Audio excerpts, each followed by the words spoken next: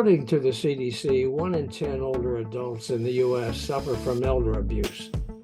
So since June is Elder Abuse Awareness Month, we're speaking today with best-selling investigative journalist and true crime biographer Stephen G. Michaud, who has written a riveting book about a tragic case involving a wealthy Texas rancher who was victimized by those who were charged with caring for him. Stay with us.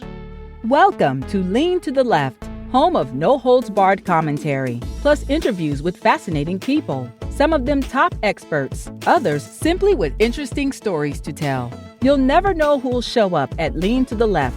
Now here's your host, Bob Gaddy.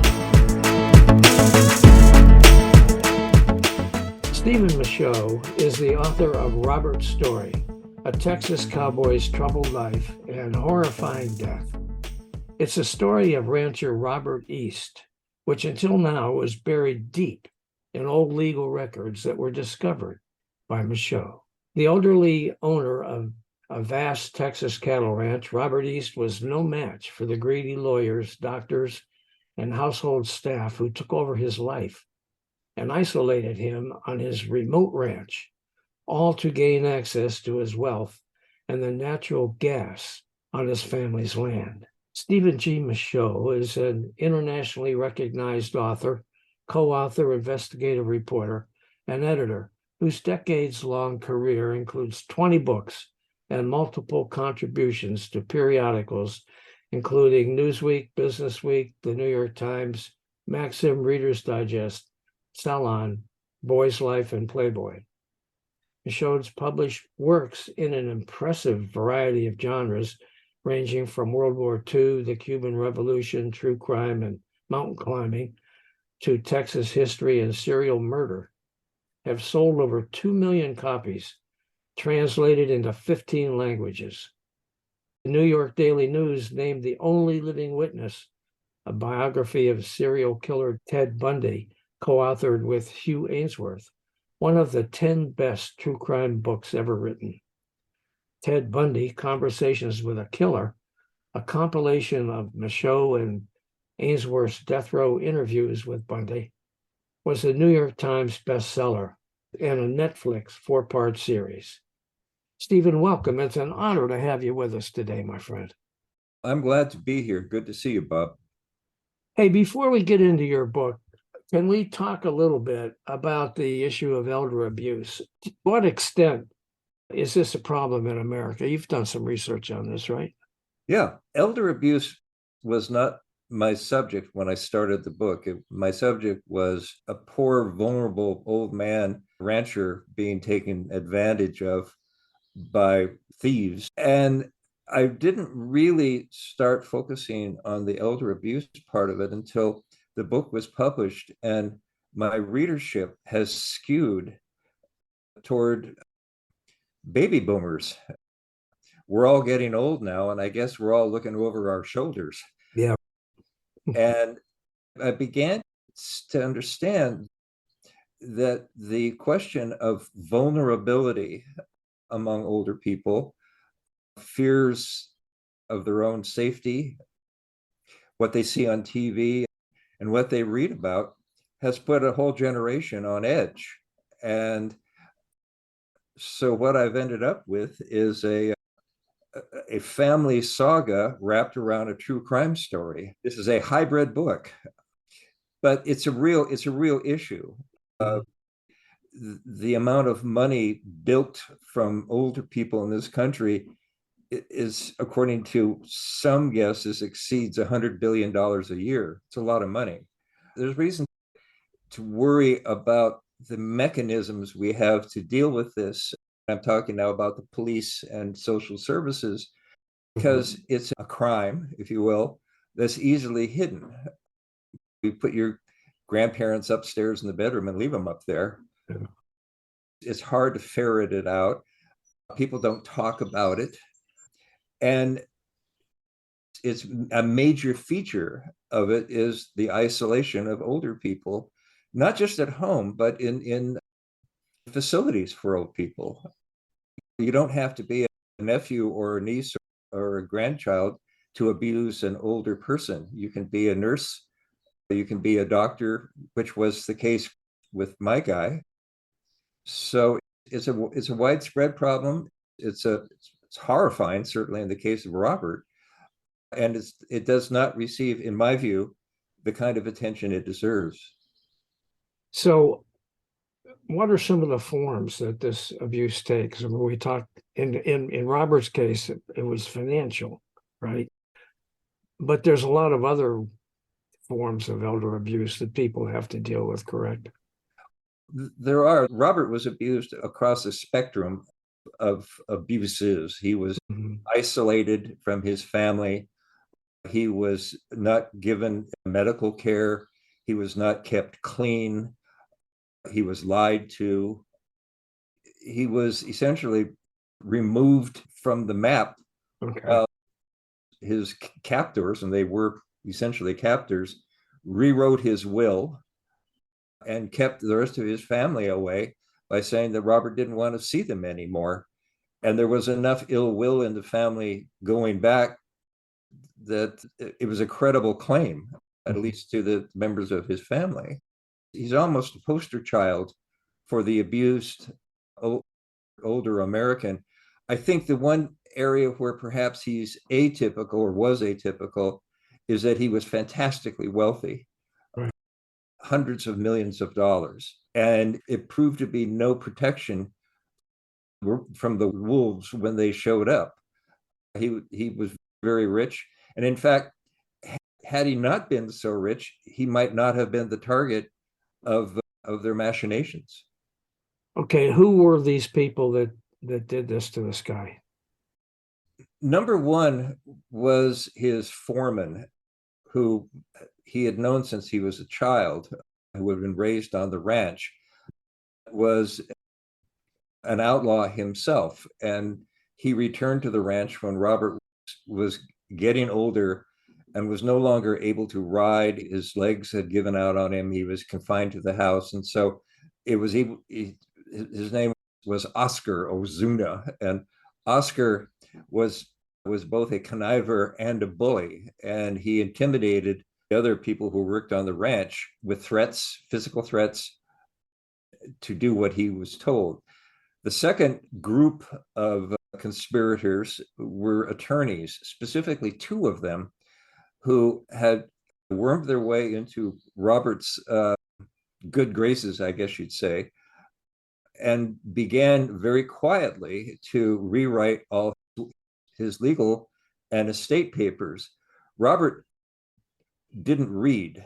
He could read, but he never read anything. And they would simply put papers, documents in front of him, and he'd scribble his name on them and move on to something else. He had no interest in it at all. So he was a perfect victim, absolutely a perfect victim, isolated, vulnerable, and really not able to understand what was going on around him until it was too late. So they were just, I mean, they just rewrote his documents? Yeah, they did. They simply tore up the old ones and rewrote them and made that stick. At his death, all of his money went into a foundation that today is called the East Foundation, although no member of the East family is associated with it. What is it then, and who runs it? It's a legal foundation. It's set up, and it was funded with Robert's money. At the time, nobody questioned whether or not what was going on was legal. Okay. It was never really truly adjudicated. And as of right now, they have something on the order of, according to their documents, $700 million funded principally through Robert's cattle business and, of course, his oil and gas. How is this money supposed to be used? The claim is that they're dedicated to promoting good ranch management, good ranch stewardship, teaching ranchers and other people how to raise cattle in the modern world on the same ranch land that you have wild animals as well. A point of explanation here. In Texas today, land dedicated to deer hunting, land is much more valuable dedicated to deer hunting than it is to raising cattle, considerably more valuable. Wow. So although they do raise cattle, like most ranches in Texas now, it's essentially, it is becoming a place for hunting. That's what one of the shames is, that Robert was vehement in his opposition to hunting on his land.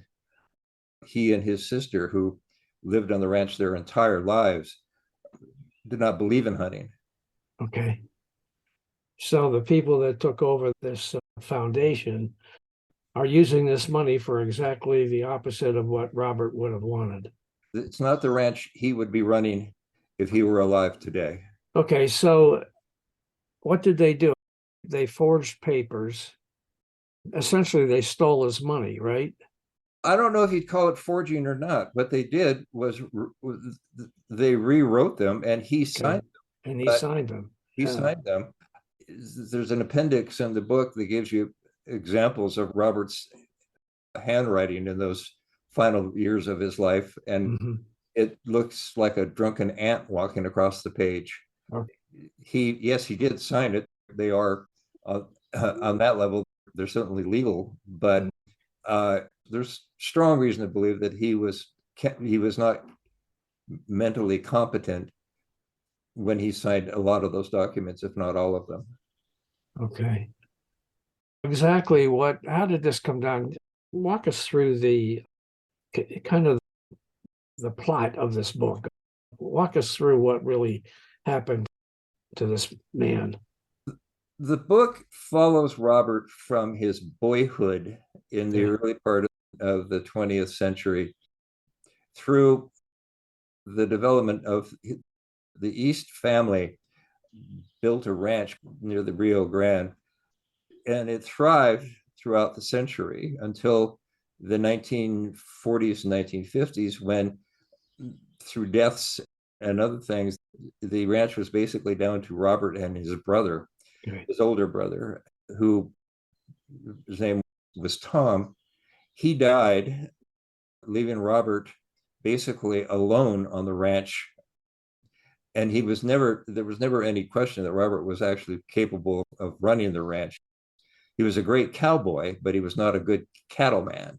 And on top of that, he was isolated. So a ranch that had been very well run and very successfully for decades suddenly came to him, and he really didn't know what he was doing besides roping and chasing around after cattle.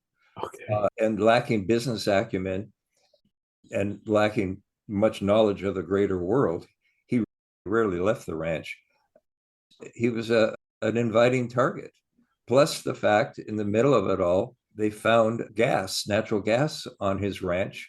Right. And that the original well was, for a time, the most productive gas well in the world.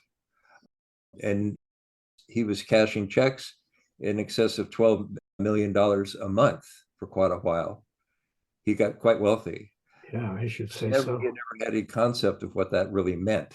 Yeah. Yeah. Okay. What happened to Robert? First of all, when did this all happen? What was the time frame of the Robert year? was born in the early 1900s. Yeah. He died in 2000 at age 87. Okay. And about the middle of the 1980s, his health began to fade. He had spent his whole life on horseback, so he had bad arthritis problems. He had all kinds of infirmities. While he was able to ride, while he was able to get around, this is by the way, to give you an idea of the scale, it's a 250,000 acre ranch. He was, through the force of his loyalty, he was able to run the place, but as his health gave out and his legs gave out, he had to hire Oscar, who put Robert in bed and ran the ranch as he pleased. Began stealing from the ranch, began forging began forging documents, began writing checks, and Robert had no way of knowing what he was doing. And neither did anybody else. Likewise, the attorneys with whom this Oscar worked over a period of several years, one by one, rewrote the documents, the ownership documents, so that by the time Robert died, he had been completely disinherited, if you will, from his own ranch. Wow. So was a criminal case ever brought? Was anybody ever charged with any of this stuff? Nobody has there's never been any adjudication of any of this. No charges were ever filed. There was talk towards the end of his life about filing an adult abuse case, as a matter of fact, but it never came to pass. Nobody has ever been called to question about what happened legally. Okay. Now, you wrote this book, what, last year, right? I published it last autumn, yeah. Last fall. Has there been any response, reaction from any of the people involved? I've heard nothing at all. Really? Not a sound. Huh. There's been a how do I characterize this? The book is selling very well in Texas, and a lot of people who knew the East family, knew Robert, were completely unaware of what had occurred. They believed that he had died naturally of old age, and then none of the harm that came to him, the abuse, was known. So there's been a degree of amazement and outrage among these people that this poor guy went through all this, and it was all done essentially in secret. So how did he die? I read that it was that it was an awful death, but what was it? What happened to him? He essentially wasted away. I think he weighed 120 pounds on his last visit to the hospital. Okay. And he had heart arrhythmias. He had a number of chronic illnesses, and he finally was reunited with his nephew and his family about a week before he died, at home in his bed. Wow. It's a sad story. Now, you mentioned before something about protecting elderly people from such actions. What needs to be done to provide better protection for people in these kinds of situations? Obviously, this was an extreme case. This guy was extremely wealthy, far wealthier probably than most people would ever dream of being. But nevertheless, he fell victim to this. Many other people who are not so fortunate to have so much wealth still are victimized in one way or another, either financially or sexually. What can be done to provide better protection for people in these kinds of situations? Nobody has yet consulted me on solving the broader questions of adult abuse. And I don't want to portray myself as an expert, but I can tell you what, from my experience, the key to addressing this issue is isolation. It's the one thing that almost every one of these cases shares, that the person, the target, if you will, is removed from the public view, from the family view. They're sent upstairs or they're sent downstairs. They're essentially forgotten. And if you can devise a way that where, say, for instance, an agency of the government would have people routinely visit older people and actually see them and talk to them and gauge how they're doing, I think would go a long way. A considerable number of elderly people who are abused are from poor families. The reason there is a bit more obvious because they have limited resources and old people consume them. They don't produce things anymore. And so they get shunted aside. the American family is not quite as cohesive as it once was. So there's all manner of ways you can isolate an old person. You can put them into a facility where they're not particularly well taken care of, or you can just ignore them at home. They don't meet you on equal footing. They're infirm. Often they've lost some of their mental acuity, and they don't really have natural champions, if you will. I'm not damning American society, but we do tend to warehouse them. So they have a kind of natural vulnerability that only intensifies the older they get. There's a center, it's called the National Center on Elder Abuse. And if you go online, you guys, if you're interested in learning more about what can be done in each individual state, if you go to ncea.acl.gov, click on that, there's a whole listing of state resources by state that are available in cases where you might suspect elder abuse is taking place. So I highly recommend that you take a look at that. If you know of anyone who just might be a victim of this sort of activity that Stephen has written about in the case of Robert East. So I just want to bring that to your attention. You've written about outlaws and criminals, Stephen, from Ted Bundy to a rogue Trappist monk named Brother Leo. How does Robert's story fit into your true crime bookshelf? We'll hear about that when we come back following this short break.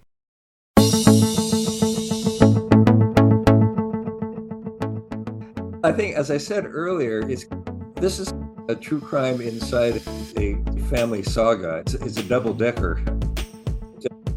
Because much of the book is taken up with watching the East family going from a bunch of immigrants from Illinois to becoming one of the premier ranching families in Texas, well-known and well-respected family, and the usual adventures that you associate with raising cattle out in the middle of nowhere. It's got all of that.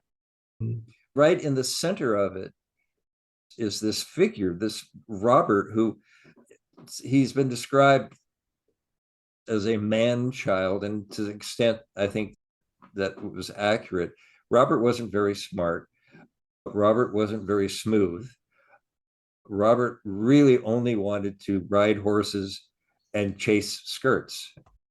And he was good at both of those things. His favorite food was beef jerky.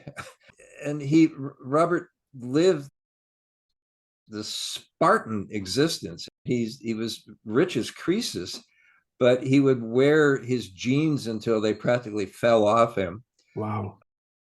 He never went anywhere. I did not ever find any evidence that Robert had ever left Texas. Wow. There's some reason to believe that he would visit on occasion brothels on the other side of the Rio Grande, but that was, or we would have girls in, so to speak. But that was it. He was an original, out in the middle of tough as nails cowboy, and with a real limited palate. And he spoke Spanish more than he did English. And his vocabulary is like that, right? But if you've ever heard Spanish spoken with a Texas accent, it's a bit of a treat. He was a one-of-a-kind creature, and he was also ornery as hell, and quick to take offense. He's not a naturally sympathetic person. You see what I mean? And yeah. How did you find out about this story? How did you find out about it? A friend of mine who knew the East family, who had actually helped me in an earlier book about the monk, right? Another of my ne'er-do-well subjects, said, he practically demanded that I move to Texas and write the book.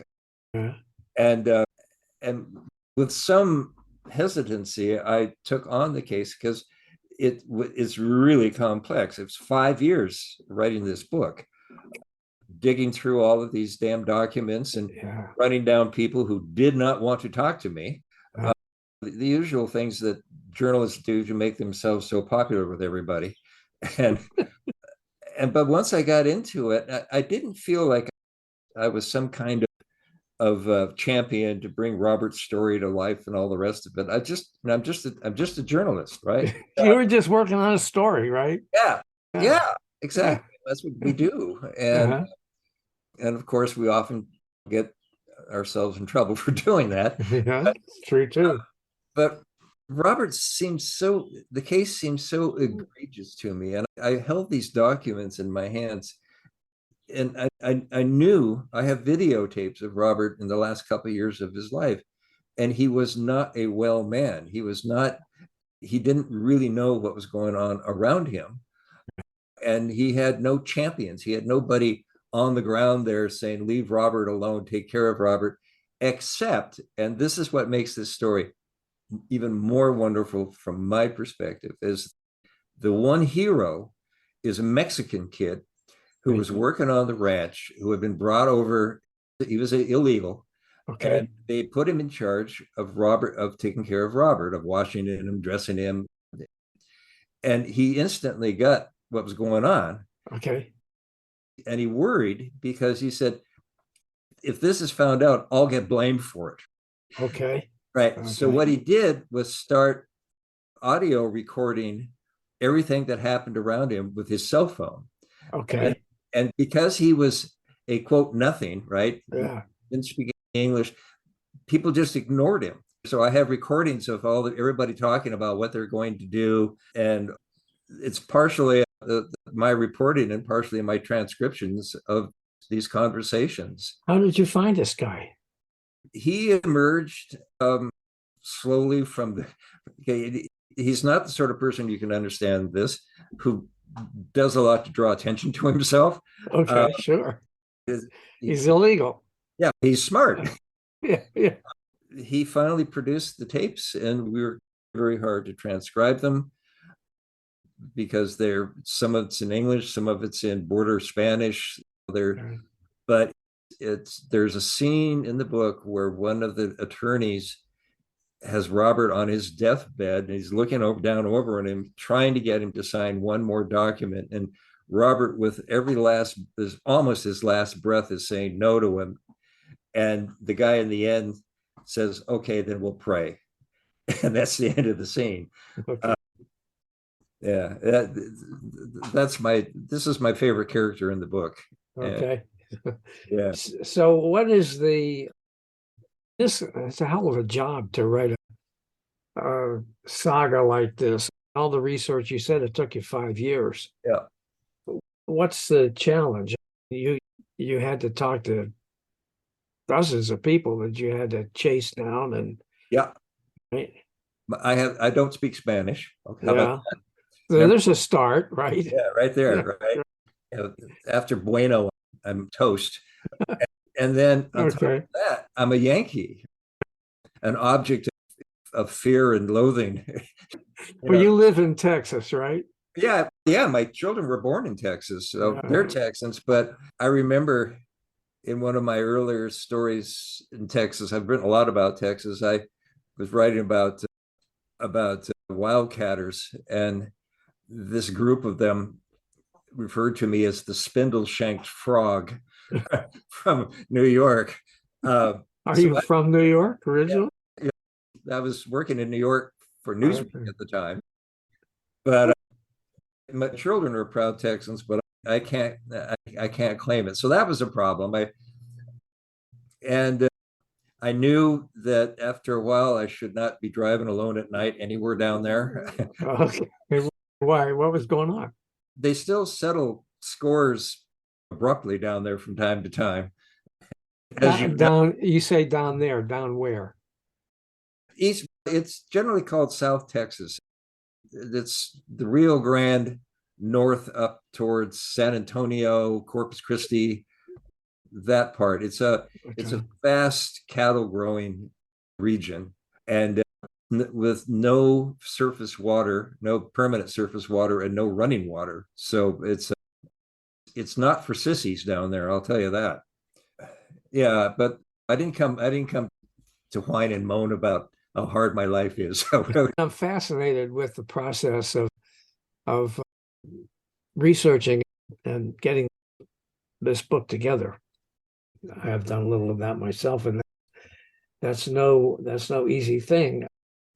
Did you have anybody coming after you, pissed off you were doing it? Threats, anything like that? No, I there were people who did not want to talk to me, and and they finally did because I'm so damn persuasive. Yeah, I was going to say, what'd you do to get him to talk to you? They resisted me in part just because I was not one of them, and that's Right. a very closed society. Yeah. Uh, that's But you seem like such a nice guy. I don't know why they wouldn't want to talk to you. Yeah, don't let my secret out. But it was difficult. I was helped immeasurably by the fact that Robert's nephew, Mike, who is a rancher himself, was determined, has been determined for a long time to get this story told. And he had run into lots of blowback in the community, largely because people couldn't believe that what he was saying was true. What happened to Robert boggles the mind if you think about it, and how it was able to go on for so long. And he was so completely relieved of every last thing that he had, and then and died an ignoble death. And yet there he is, as rich as you can imagine. It's the pieces don't fit together well. This money that was in his estate, it's now in this foundation, you said? Yeah. So And the foundation is being used to support hunting on this property. The foundation was set up soon after the time of Robert's death. And there was little or no hunting that went on for quite a while. It was incidental hunting, but they have now opened the ranch. They're actually adding hunting lodges, and it's going to be a deer hunting mecca. Robert raised enormous white-tailed deer. I'm not exactly sure what the secret was, except that they were so damn far out in the middle of nowhere that they were allowed to grow into these monstrous, huge deer. The area is famous for its oversized deer. Robert's Ranch is at the epicenter of it, and they are now going to be hunting deer there. Robert would allow the occasional deer to be taken, as he explained it, to buy corn and other stuff for the other deer. But people would come to hunt on his ranch, and he would charge them $10,000 a bullet. So if you shot and missed, too bad. Yeah. But it's a mecca. It's a hunting mecca. These people are getting rich. Yeah.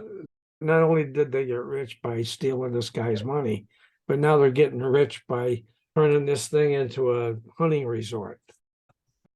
Yeah. So it's not a working ranch anymore with cattle. They raise cattle. They have programs for children and the rest of it. And its stated purpose is to improve stewardship of the land and also to raise wild and domestic animals on the same land. Okay. That's how they describe themselves. Okay. Now the books that you've written, some 20 books, are they all based on fact? Yes. You accusing me of being a fabulist? No. They're not novels. No. Yeah. I've been accused of that, but I write nonfiction. Okay. All right. Let's see. Is there anything else we need to talk about in terms of the book Robert story, elder abuse, any of that? Anything I we? think I would say just about the project is that the Mhm. combination of this big canvas Wild West stuff and then nitty gritty true crime was an interesting challenge because I had some days I put my Stetson on and some days I got out my six shooter. You put your Stetson on. Why don't you have your Stetson on right now? Figurative. Oh man! All right. Yeah, and it's also, as I've said, I was a stranger in a strange land. It wasn't too easy or difficult for me to figure out Uh, that I wasn't raised around there. who published this book? Actually, I published it. Okay. A publishing company called the Coyote Press, Coyote Publishing, in part because when I took the project to New York, I couldn't find an editor who could appreciate what I had. And so I ran into what a lot of writers in Texas and other parts of the country run into is that, oh, it's a regional book. Okay. Yeah. And Right. so I said, screw it, I'll publish it myself. So you set up your own publishing company? I didn't buy presses and You did not. and hand print anything. It is the Coyote Press, Coyote Publishing. Okay. Yeah. Does Coyote Publishing publish anybody else's books besides yours? No, we're very exclusive. Okay. In other words, if I wrote a book, you wouldn't publish it, huh? Let's talk about your finances and we'll see what we got. Right? Oh, I see. There you go. Since there aren't any finances, we don't have anything. Well, then you must be a writer. Exactly right. Oh man, exactly right. Yeah. All right. So anything else we need to talk about?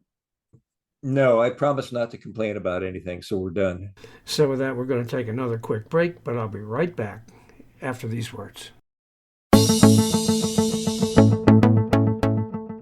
Hey guys, thanks for listening. Hope you enjoyed this podcast and that you'll come back on a regular basis and check out our interviews with guests on topics that I hope you find interesting, entertaining, and enlightening.